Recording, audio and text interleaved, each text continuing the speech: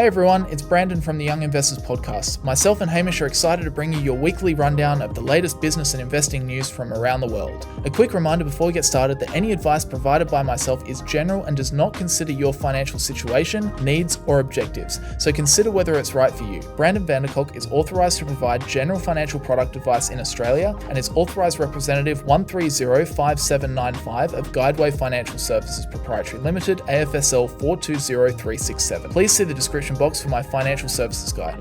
Past performance is not a reliable indicator of future investment returns, but with that said, let's get into another episode of the Young Investors Podcast. Alright guys, welcome back to yet another episode of the Young Investors Podcast. Hamish, what's going on, friendo? Oh, not a lot. It's been interesting couple of days in the markets. we finally we finally got some finally had some volatility after a very quiet few months, I think, in the markets. There's been a couple of episodes here where we've kind of said it's not a whole lot going on in the world to talk about. And all of a sudden, when it rains, it pours. All of a sudden, everything's happening. Yeah, it seems to all be going down at the moment, which will be interesting. I mean, hasn't fallen all that far. The stock market, there's a lot of fear-mongering out there already where it's like, stock market crash, it's crashing. It's like, it's not really fallen that far, but it is currently trending down. But you're right, there is a lot of chatter about it. So it'll be interesting to see. I noticed that you've kind of done a story on that, kind of talk about what on earth is going on. But how you been generally? You been good? How's Lucy going? How's things over in Melbourne? Dog's going well. The weather's picking up. Yep. I'm going well. Everything's good. Yeah. It's fantastic. How good is it? It's the middle of winter, but you get a nice, clear, sunny day, and it's actually not super freezing outside. Like, it's okay outside to go walk around in a light jumper. Those days, to me, are just so good. I love those days. We've had a few of them recently, so I'm loving it. It's great. Yeah. Yeah, us too. It's been it's been really good. Yeah. All right, Hamish. Well, I'm going to be talking about, more big news. Warren Buffett, hello. Already made a video on it for my channel, but we should still talk about it anyway, because he just sold a lot of stock. So we'll talk about what he has done with his portfolio so far, what we know. Also, Disney reported their earnings, so some very interesting things actually in the Disney earnings report this time around, so we'll talk about that. And then on top of this market crash stuff, what else are you talking about, Hamish? So I'll talk through what kind of happened over Friday and Monday in the markets, and Elon Musk is suing the advertisers over boycotting advertising on Twitter. I thought that was a crazy headline to read. Man sues advertisers for choosing not to advertise. That's interesting. It's I'm interested to hear more about that. Pretty fascinating story. But with that said, today's episode is brought to you by Seeking Alpha, your one-stop shop for stock analysis, market data, and news. Access expert analysis and news for thousands of stocks. View buy, hold, and sell ratings from members, Wall Street analysts, and Seeking Alpha's own algorithm. Screen for stocks using a variety of fundamental and technical analysis metrics. Access 10 years of financial data and company filings. And manage your portfolio by tracking your investments with price alerts, so you never miss a buying opportunity again. Click the link in the episode description or head directly to seekingalpha.me/young investors to try Seeking Alpha free for 7 days. All right, Hamish, where are we going to start? Oh, tell me. Okay, let's start with the. We've got to start with the market news. Tell me about what is going on.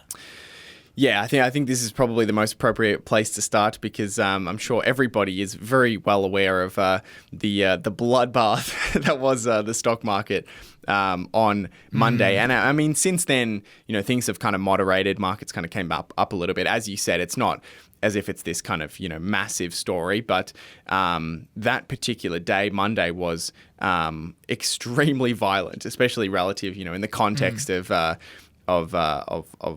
just what the market is normally like. So to put some numbers behind that, on the open of the market on Monday, so this is the US market, the S&P fell 4% on the open, which is crazy. It did kind of drift up towards the end of the day and ended only down 2.8%. But 2.8% down is still massive, and opening at negative 4% is crazy. Even worse, the Nasdaq fell 6.3% on the open, which is crazy. Like a 6% move for an individual stock is big, let alone the entire index. And again, it drifted up towards the end of the day, ending down 3.4%. But that's still, obviously a massive, massive drop. This is also one of the most volatile days in the stock market in many, many years. So the VIX, which kind of tracks the volatility, so how much kind of stocks are moving around, how violently they're moving around, reached 55 on Monday, which was the highest since March of 2020.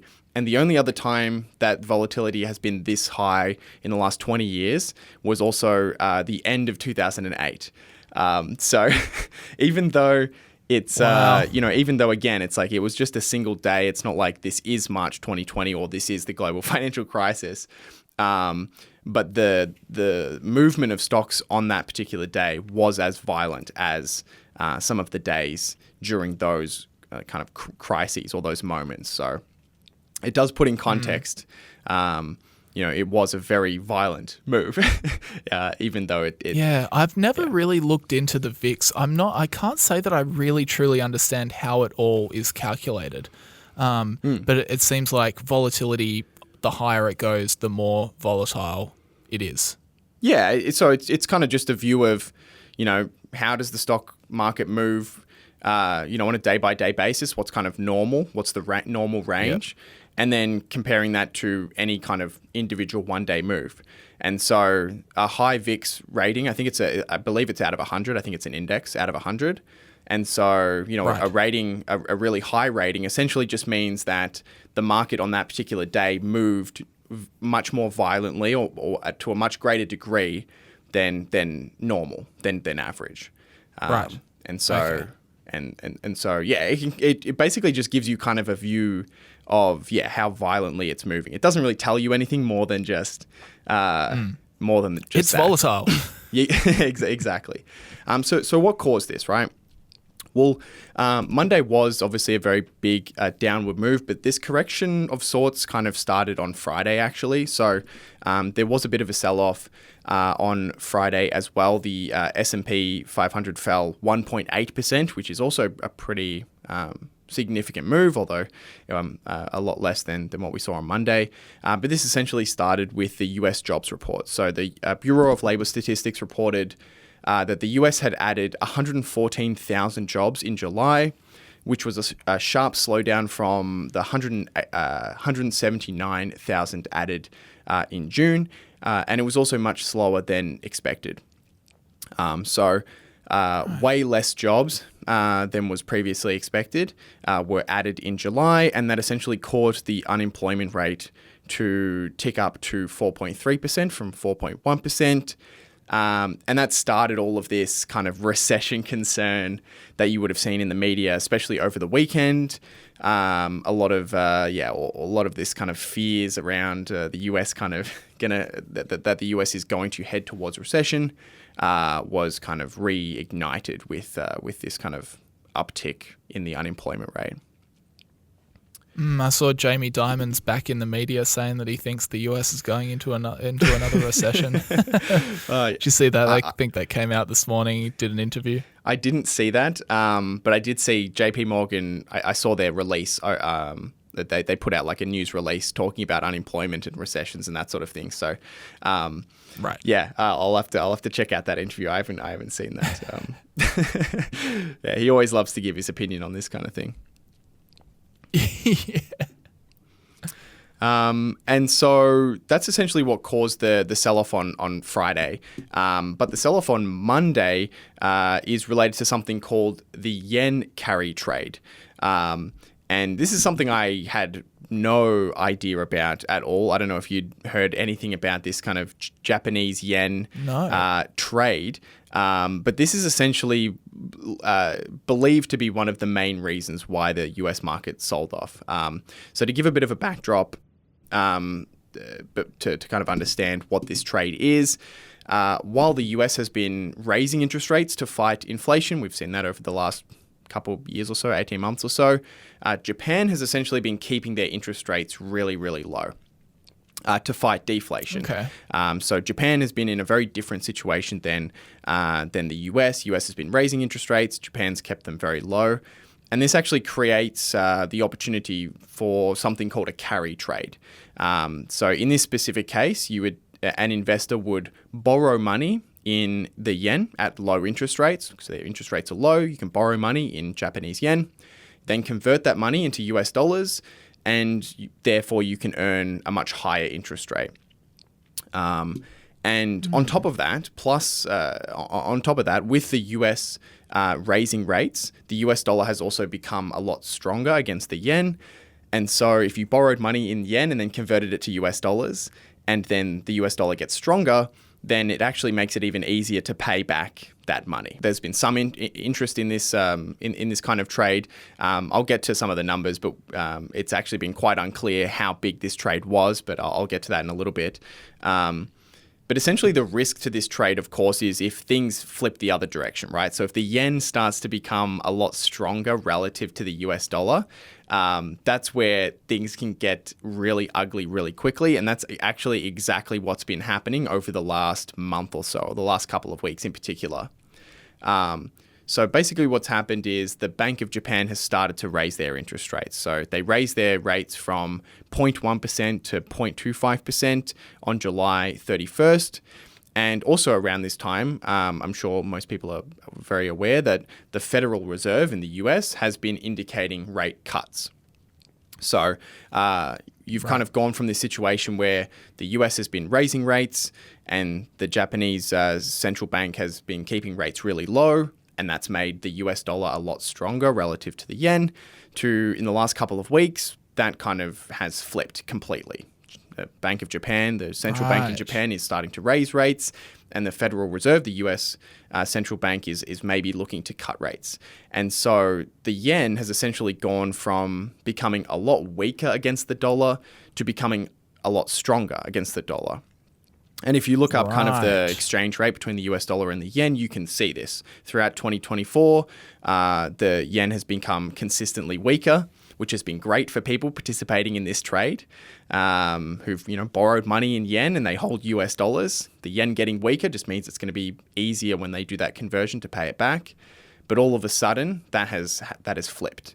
And if you borrowed money in yen and converted it to US dollars and the yen gets stronger, the debt essentially has just become bigger because your US dollars can't buy as many, as much yen anymore. And So are people kind of selling what they've got over in the States and returning it back to kind of close this deal out before it gets any worse than what it has become? Exactly. And that's where you kind of get this, I guess, contagion into the US stock market, which is investors who have been doing this trade have to come up with cash to cover that loss. That's come on quite quickly. And so a lot of investors had to sell a lot of stock on Monday. And that is considered to be one of the main culprits of why markets sold off so much on Monday. You might be wondering, why has no one kind of spoken about this up until right now? And truthfully, there are some people who were talking about this, but for the most part, it flew under the radar because nobody has any idea how big this trade is. It's not like there's any clarity on, this is how much US investors have borrowed in yen, and therefore this is going to be the impact on the stock market. People knew this trade existed and that people were participating in it, but no one really had any idea how big it was. And it was only until Monday we kind of saw, okay, there actually is quite a lot of investors. Significant. There's actually quite a lot of money that's in this trade because of how much of a dramatic impact just a 0.15% increase in Japanese interest rates caused to the US stock market, the Japanese yen, and the Japanese stock indices as well. All three of them saw enormous moves on this very small change. So it's crazy. Yeah, it's something I certainly wouldn't say I know that much about. I've only read a few little articles here and there, but makes sense though. But it does make sense, and it certainly makes sense if it's a very large amount. And that's really the big question mark, is no one knows how big this is. Because it sounded like, so it sounds like it started as almost like that risky arbitrage. If you can take on debt in Japan and then you can go and get a better return elsewhere, like that's just arbitraging kind of the different economies, the different situations that each economy is in. And then that kind of arbitrage, it's a risky arbitrage because that has now, the risk is coming through. Yep. So it's all kind of reversing as people try and, I guess, cover that change in currency dynamics. Yeah. It's very interesting, isn't it? Yeah, and I mean, like the historical context is that Japan has been able to keep interest rates at zero for an extremely long period of time, more than anyone thought was even possible, without any inflation. And so many people have just kind of gotten into this idea that Japan would never raise interest rates, and that the yen would just consistently be getting weaker and weaker and weaker against the US dollar. And so I think a lot of investors went into this thinking you couldn't possibly lose on this trade. But yeah, even a small increase in the yen can, make the debt that you've borrowed in yen very expensive. So it can get very scary very quickly. And I think that's why in part we've seen such a violent move on Monday as people try and get out of that trade before it gets worse. There you go. I thought it was just Warren Buffett selling that caused all the market distortions on Monday. Well, exactly, and that's why I said that's one of the reasons, because there's a bunch of things that have been happening. As I said, the jobs report, this trade, but also Mr.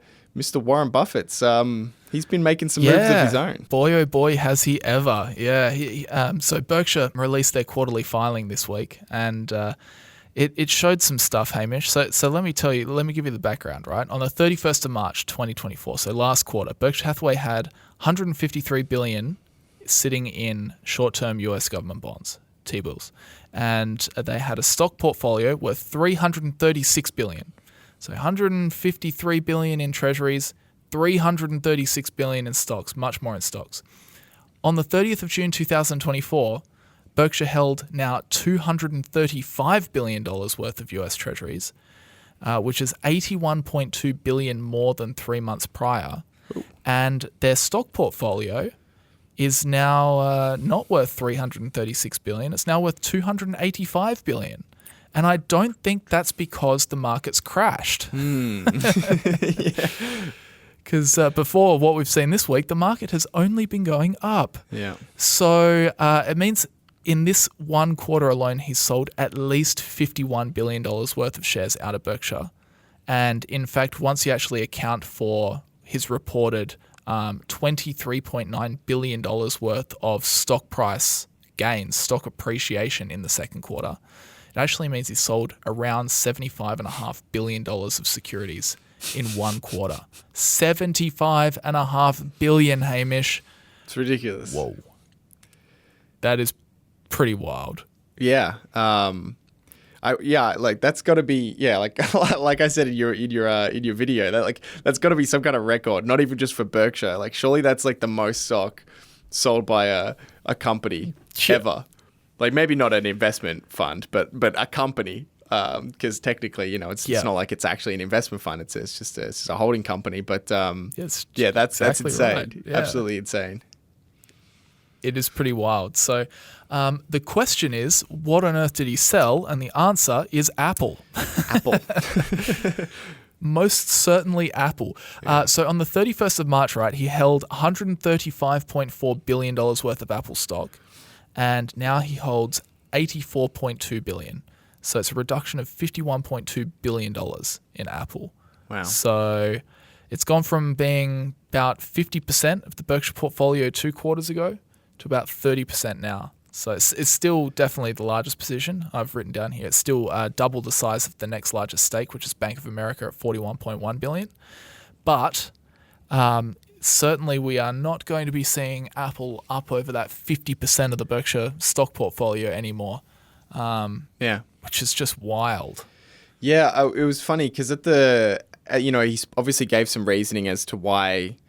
Back at the Berkshire meeting was when he started trimming, and he gave some kind of reasonings as to why. But I always thought it was kind of funny that he said he didn't say that he was done selling Apple, but he said that at the end of the year, it's very likely it will still be his biggest position. And he said that a couple of times, and I thought that was kind of funny at the time because I think I made a joke saying, like, yeah, but he could sell 80% of the stock, and that statement would be true because the next closest stock is so much smaller. And now it seems like, in hindsight, that his wording wasn't accidental. I think it seems like he was clearly intending on selling a lot more of the stock, and now we've seen it. Yeah, it's very interesting. So, and going back to the meeting, I wanted next to talk about like why would he be selling these Apple shares? Because he did take the time during the annual meeting to discuss it at quite a few points, some in passing, and some he really did kind of dive into his reasoning for doing what he's doing. So I've got 3 reasons. The first one is that in the meeting it became quite clear to us that Buffett is not concerned about holding more cash. In fact, he quite likes the idea of holding more cash at the moment. In fact, Berkshire's cash pile now is at a record $276.9 billion, considering cash on the books and short-term treasuries. So that is a very, very large cash pile. What else have I written here? Yeah. Oh, here's a crazy stat. You'll like this stat, Hamish, right? So Buffett now holds more T-bills than the Federal Reserve. I saw. How crazy is that? Yeah, I saw that online a couple of days ago. It's absolutely insane. That's crazy. I think he owns $234.6 billion in short-term investments in Treasury bills. That's Berkshire, and then the Fed has $195.3 billion in T-bills. I think Buffett owns 6% of all the Treasury bills that have been issued or something. It was some crazy. That's insane. I think that's correct. I think it was 6% of all the T-bills that have ever been issued. Buffett owns them, which is insane. So when he says, "You always got to back America," he actually has a conflict of interest. Yeah. He's like, no, keep buying those bonds. We got to support America because my bottom line depends on it. Yeah, crazy. So definitely the first reason is that he's happy holding more cash at the moment. He said pretty much at the annual meeting that with everything going on in the world at the moment, he certainly doesn't mind holding more cash, which Becky was quick to pounce on in the halftime show, being like, "Oh, does he think the whole market's overvalued?" Which is I don't think he would admit that, but maybe that's bubbling in the back of his brain. The most concrete reason, which this kind of sounds a little bit baffling, but the most concrete reason he was talking about in the meeting for selling Apple was actually to lock in profits, a little bit of tax arbitraging, because his point was that the corporate tax rate right now is the lowest it's been since, I think, the 1930s. It's at 21%. He said, it's been up above 50% at times in the past, and right now it's really low at 21%. So he actually said during the meeting that if the government gets serious about reducing the deficit and getting on top of their debt situation, he thinks it's highly likely that individuals will have to start paying higher tax rates and corporations will get swept up in that as well. So he sees the deficit as a bit of a problem and one that will probably be addressed, and in which case he is anticipating a potential rise in the corporate tax rate. So he would rather lock in profits at 21% than later down the track at whatever it may be if it gets hiked. Which is actually really interesting to think about, because it kind of pulls into question what he thinks of the future of Apple's business, and particularly the valuation of that business. Because if he's selling to lock in 21% and the tax rate goes up 10% in the next 5 years or something, well, he's essentially saying that with that, by his own reasoning, that he doesn't think that Apple's stock price appreciation could outpace could outpace whatever the corporate tax rate gets hiked at. Because if Apple's stock price went further than that, then it wouldn't matter. It wouldn't matter if the corporate tax rate gets higher because he's still in a better position. Yeah. So that's a really, really weird one. So I don't think it's necessarily a reflection on what he thinks of Apple as a business. As he said, he's still going to hold it long term. He says that it's going to be the biggest position when Greg takes over. I don't think he's going to sell out. But I think he's probably, he's looking at that valuation, which I looked at the other day when he bought in. It had a PE ratio of 12, and it's had multiple expansion now up to 32. Yeah. So investors are willing to pay a much, much higher price now for the earnings of Apple than they used to. Yeah. And so the other thing is, when he was buying it at a PE of 12, interest rates were at like 1% or 0%, I think, actually, as well. Whereas now interest rates are at 6%, right? So he was like, okay, I'll buy the stock, at a PE of 12 when it hurt to have no cash, right? But now it's like, you can earn 4, 5, 6% with cash. Why would you want to hold a stock at a 32 PE, like a 3% earnings yield? Yeah. And so, I think it makes sense. Yeah. I think that it's interesting. I agree with you. I think his tax answer is kind of like a roundabout way so that he doesn't directly have to say that he probably thinks the stock's a little bit overvalued. Right. That's what it seems like, at least to me. It's like a convenient way. It's like a bit of a cop out. Yeah. And I mean, especially considering what has he sold, like 90 billion in stock this year so far, or something like that. It's a lot. It does seem like he's certainly he's happy to hold cash, but it does seem like he has some view of valuation. That markets are a little bit frothy at the moment. Frothy, but that is what that is everything we've got to talk about for Warren Buffett. We will await the rest of his kind of 13F filing when that gets released. Whenever that gets released. When will it get released? In 1 week. A week or so. Yep. Yeah, that's exciting. Yeah. I didn't even realize that 13Fs are coming around. Yep. So we will be on the lookout and stay tuned for that episode. Yeah. All right, Hamish. Well, I'm going to throw it back over to you. Mm-hmm. What else? Oh, tell me about this Elon Musk stuff. What the heck is going on? Yeah. This sounds like the stupidest thing in this history of stupid things. Yep. Yep. So the story is Musk is suing advertisers for not advertising. How dare you? How dare they? How dare you choose not to advertise? No, I read this headline and I thought I was very confused. So I wanted to dive into it and see what exactly is going on. So Elon Musk's social media company X filed a federal antitrust lawsuit against an advertising industry coalition, saying companies in the group illegally boycotted the platform. Wow. X alleged companies including CVS Healthcare, Mars Inc. and Unilever conspired to withhold billions of dollars in a massive advertising boycott to force the platform to maintain certain safety standards, according to the complaint filed Tuesday in Texas Northern District.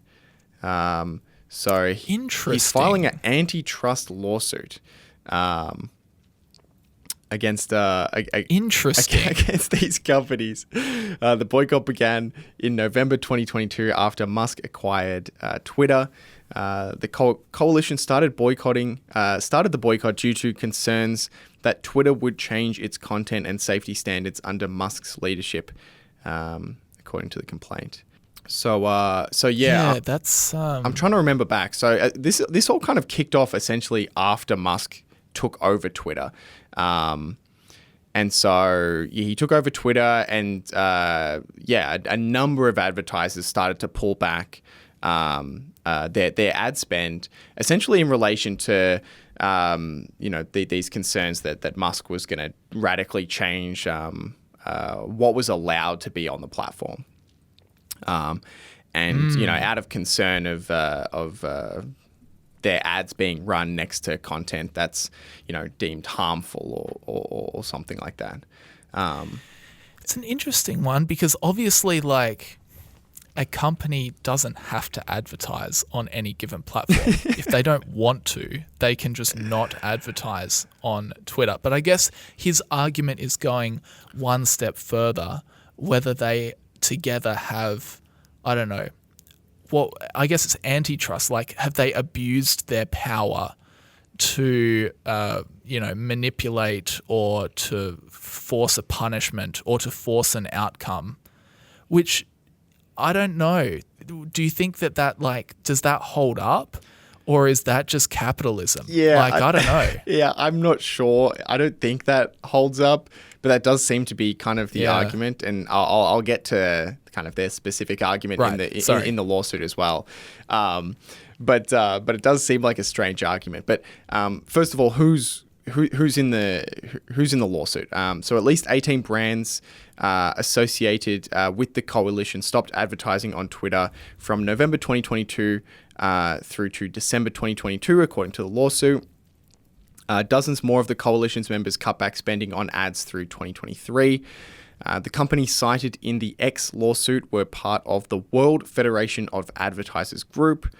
And the group has an initiative called the Global Alliance for Responsible Media, or GARM, which pushes for safeguards to remove harmful content such as child sexual abuse material and content promoting terrorism, so it isn't placed next to ads of their members. So basically, it's this coalition that essentially pushes for these social media platforms to have strict restrictions for what kind of content is allowed on the platform, so that they can ensure their ads are not going to land next to that content. Right. And that is kind of the body or the coalition that then essentially decided in 2022 that they were going to stop advertising on X. Stephen Kolkins, a law professor at Wayne State University who specializes in antitrust law, said the lawsuit doesn't resemble a typical antitrust claim. Well, you got that right. If people simply switched purchasing ads from one platform to another, it's not clear how that's going to be harming competition and ending up with higher prices, he said. And I think that's exactly what we're all thinking. Yeah. How on earth does a bunch of advertisers just choosing to advertise or to not advertise on a platform, how does that harm competition? I don't know. I don't know. In the complaint, It sounds. Sorry, go on. Yeah, sorry. No, you go. I was going to give X's or Elon's argument. So in the complaint, X argues social media platforms that comply with GARM's standards, so the coalition standards, are able to avoid competing on price with X because those platforms know that GARM member advertisers and advertising agencies have agreed not to purchase advertising on Twitter, now X. Okay, right. Which is the most complicated and strange argument. I don't really understand it. Essentially saying like Facebook doesn't have to compete on price with X because they know that this coalition are not going to advertise on X. But isn't that their choice? I mean, I don't know. I can see both sides. I think Elon's just getting upset because it's like an unfair. He sees it as an unfair abuse of power. It's like his platform's being ganged up on to force them to change something. Yeah. And you can argue that that's capitalism. But I'm sure in a different context, we could argue that, a coalition of companies ganging up on another company to force an outcome would be terrible. And we'd be like, oh my gosh. However, in this context, it sounds a bit of a stretch. Like they've just stopped advertising on X.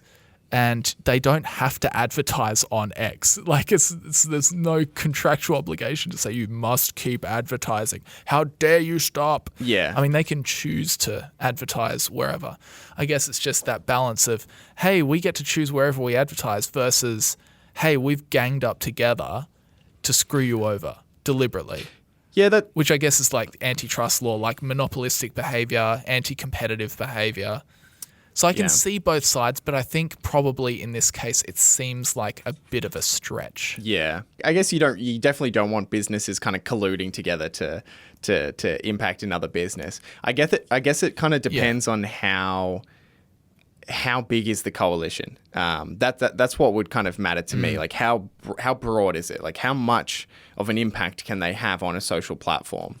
Because if it's consists of many large brands that are like 30% of social media's brand advertising, for example, and they can have that much power, then I would agree that you could definitely make an argument for that being anti-competitive, that you shouldn't be able to collude to not advertise on a platform in order to force that platform to do something. That I agree with. It is an interesting very interesting case. But I guess we'll see what happens. I don't know. Elon Musk, sometimes I just feel like sometimes he can be a little bit of a sore loser,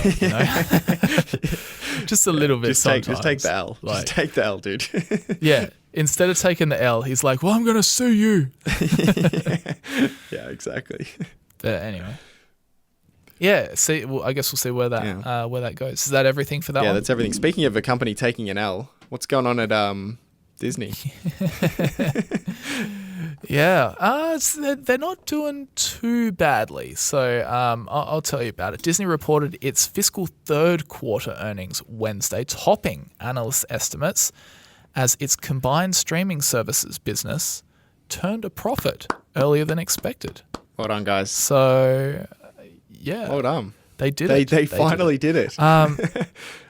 They did. They did finally do it. Although it's got an asterisk after it. So I'll get to the asterisk. Yeah. So let me tell you about their earnings just generally. So the revenue for the quarter was up 4% year over year to $23.1 billion. Total segment operating income was up 19% year over year to $4.2 billion. So that's a decent rise in the segment total operating income. Yeah. So they, for those that, I mean, they change this all the time these days, but for those that can't remember or like me, were just a little bit confused because you remember a different system, they currently have 3 revenue segments. That is entertainment, which includes their linear networks, which is their channels like ABC and Disney and Freeform and FX, National Geographic and so on. And it also includes their direct-to-consumer, which is Disney+, Hotstar, Hulu, the streaming side of their business. And then thirdly, it also includes content sales and licensing when they license out their content to other parties. Then they've also got sports, which is the new one that they kind of chopped off and everyone thought that they were just trying to sell ESPN. So that does include ESPN and ESPN Plus, and it also includes Star-branded sports channels in India. And then finally, in their experiences, this is theme parks, the cruise line, National Geographic Expedition, everything that's the experiences. And it also actually includes consumer products around those experiences. So they're their 3 segments: entertainment, sports, experiences.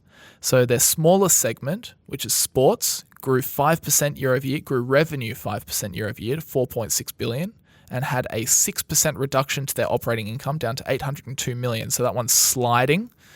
And then from there, their second largest segment is experiences, which grew revenue 2% year over year to $8.4 billion, with operating income sliding 3% to $2.2 billion. So still not great operating income results from their second largest segment, but their entertainment segment was something else. They grew revenue by 4% to $10.6 billion. And they managed to 3x their operating income from $408 million to $1.2 billion in the last quarter. So that is a very handy result for them, I think. I think they will be relieved to see that. Yeah. So overall operating income, as I said, for Disney grew 19% to $4.2 billion. So why is entertainment doing so well all of a sudden out of nowhere? Well, linear networks continue to slide, so it definitely wasn't seen there. Content sales and licensing improved a lot, from negative $112 million in the same quarter last year to $254 million now, so that's a good turnaround. But of course, the thing that everyone is talking about is their direct-to-consumer or their streaming side of the business. So the operating loss of $505 million in the quarter last year has been cut to just $19 million year over year. And that was the asterisk. When you drag in ESPN Plus from the sports category, then it's profitable. Then Disney's streaming efforts would have turned a profit of $47 million. Right. So there you go, Hamish. I mean, I think it's fair. I think it's fair for Disney to say their streaming efforts are now profitable and include ESPN Plus, because that is a streaming platform. Yeah. Even though technically, once you actually go by their revenue segment definitions, they're still not profitable. Yeah, it's funny. That's the one thing they gave up, because I think they used to have a direct-to-consumer segment. And so they could have, been able to say this is profitable. But yeah, they stripped out the sport. And so now they're like, wait, but if you add the sport back. No, but yeah, it is good to see. Obviously, they've been able to, I think, cut considerable content costs over the last year or so, spending a lot less on content. And that's kind of driven them, particularly in direct-to-consumer, a lot closer to profitability, or you could say they're profitable now. And yeah, they're clearly, they've turned around their what they're doing with content sales and licensing as well. I think in the early years of their streaming, they were very much, we're not going to license to Netflix, we're not going to license to other studios, we're just going to put everything on Disney Plus, put everything on Hulu, and have all the content on those platforms. Now they're deciding we'll keep some stuff on the platform, but we'll do a little bit more licensing. We'll license out to these other services. And because it for a very long time, that has been a massive revenue stream for Disney. So they can kind of bring that back. Or it seems as though they're kind of bringing that back a little bit. Yep. So Disney Plus core subscribers, which excludes Disney Plus Hotstar in India and other countries, and other countries in the region, increased by 1%. So they've now got 118.3 million subscribers to Disney Plus in their core segment. Total Hulu subscribers grew 2% to 51.1 million. And also the company announced further streaming price hikes on Tuesday. The quote here from good old Bobby Iger said, "We're seeing growth in consumption and the popularity of our offerings, which gives us the pricing leverage we believe we have." Hamish, what do you think about that statement? Do you think they have the pricing power in the streaming industry? I think they have some pricing power. Yeah, I don't know. It's interesting. Like my thing that I just find so funny is just all of these platforms for the last, I would say, 18 months have been consistently making less content and consistently raising prices. And it's like, how long can you do that for? Like, where not only are you not adding more content, but you're actually actively removing content while raising prices. That's a really funny thing to be doing. But up until now, it seems like they've been able to kind of push it. But yeah, revenue growth, the profit growth for direct to consumer has been good. The revenue growth hasn't been that good. And so, the number of subs they're adding has slowed. They're adding a little bit from raising prices, but it doesn't look like a lot of these platforms have that much more room to kind of squeeze that. Maybe I'm wrong, but yeah, it's certainly a tricky place to be still needing to raise prices, and they're barely profitable. Like it's not like they're like brimming with cash. They're barely profitable. They're not being greedy. They're just they're only just getting by. Yeah. And this is it's interesting. They said starting mid-October, most plans for Disney Plus, Hulu, and ESPN Plus will cost $1 to $2 more per month, according to a press release on Tuesday. Most expensive plans for Hulu, which include live TV, will cost $6 more per month. Disney Plus Basic and Premium will be priced at $10 and $16 respectively. Hulu with ads will cost $10 monthly. Hulu without ads will cost $19 per month. ESPN Plus, which features ads, will cost $12 per month. Crazy. Iger, he also noted that Disney is going to be cracking down on password sharing, so taking the play out of Netflix's book. Yeah. And what else? They're also going to start offering bundles, Disney bundles with Warner Brothers Discovery and also Fox, in an effort to hopefully entice people from leaving. Bob Iger said overall, quote, "I feel bullish about the future of this business." He said, we're not saying much more about it, except that you can expect it to grow nicely in fiscal 2025. Okay. And he also said, quote, "Hamish Hodder, what are you doing? You should sell your Netflix stock because Disney Plus is going to take over the world." Yeah. No. No. Sorry, I misread that. No, he didn't say that. No. It's so every now and then, if I want a little ego boost, I pull up the stock charts, like I overlay the stock charts of all the media companies, because it's like Netflix is up like an enormous amount and all the rest are down. Nice. But Hamish, you've done it well. You've done it well. Yeah. In terms of US theme parks, they said that this was impacted by slowing consumer demand and inflation. So executives on Wednesday's earnings call said flat attendance, particularly at US parks, is likely to carry over for the next few quarters. Operating income for US parks was down 6%, while international parks operating income was up 2%. The company attributed the decrease in operating income at domestic parks to higher costs driven by inflation, as well as increased technology spending and new guest offerings. Interestingly, I noted down that Disney has pledged to spend roughly $60 billion on its theme parks over the next decade. Whoa. That's a lot of cash. That's a massive investment. Yeah. I know that it's probably quite a capital-intensive business running theme parks, but even still, that's a big amount of money. But I guess it's over 10 years. Even still. Yeah. Well, it's quite sizable. Well, that's one of the things the Walt Disney Company has done extremely well, which is not just make movies, which have not really been that great of a business ever for the creators of content, because it's so inconsistent, but for being able to leverage franchises into selling consumer products and experiences. That's been really sell more merch. It's been one of the biggest reasons why the Walt Disney Company is so successful. And it's even something Netflix is trying to emulate themselves now. They're not doing theme parks, but they're setting up these kind of pop-up experiences.